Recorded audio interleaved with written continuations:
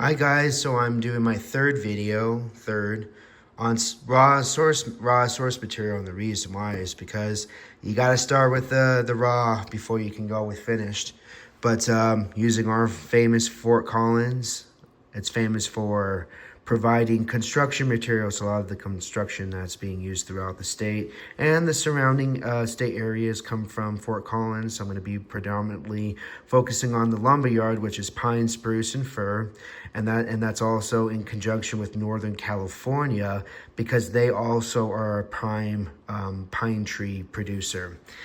Northern Colorado is a major lumber and asphalt. Many of the building and that kind of like putting in conjunction.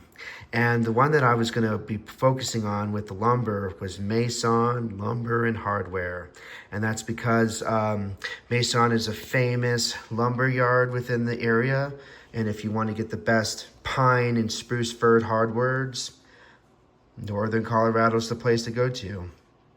They also provide excellent wood for back porches, pole barns, and outbuildings. So if you're living in a wet area that needs wood that can handle water and moisture absorption, pine wood's your way to go. So that's obviously a marketing niche that they're looking for in clients through social media and also advertising.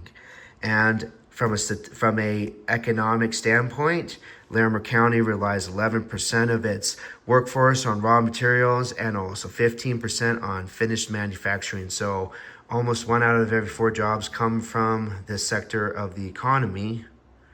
And I was going to also show the Mason. Boom. So the reason why, again, I picked the lumber yard, 1927, over almost 100 years old. And it is very sustainable. Lumber yards are generational. Most of these people that their grandfather started this business, they're doing.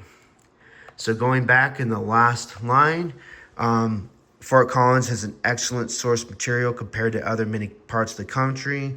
The reason why is because it does not have high value fossil fuels, which it has created, and the reason why it's also created a high sustainability practice that does not rely heavily on the volatility of commodity prices. I lived in a state that required that.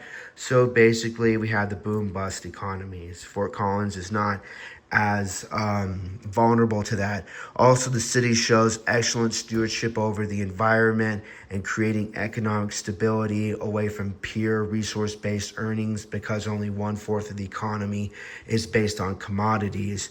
So as a city and as a region, it's handling very well the net zero decarbonization, moving away from harmful chemicals that is hurting the environment and also hurting the atmosphere.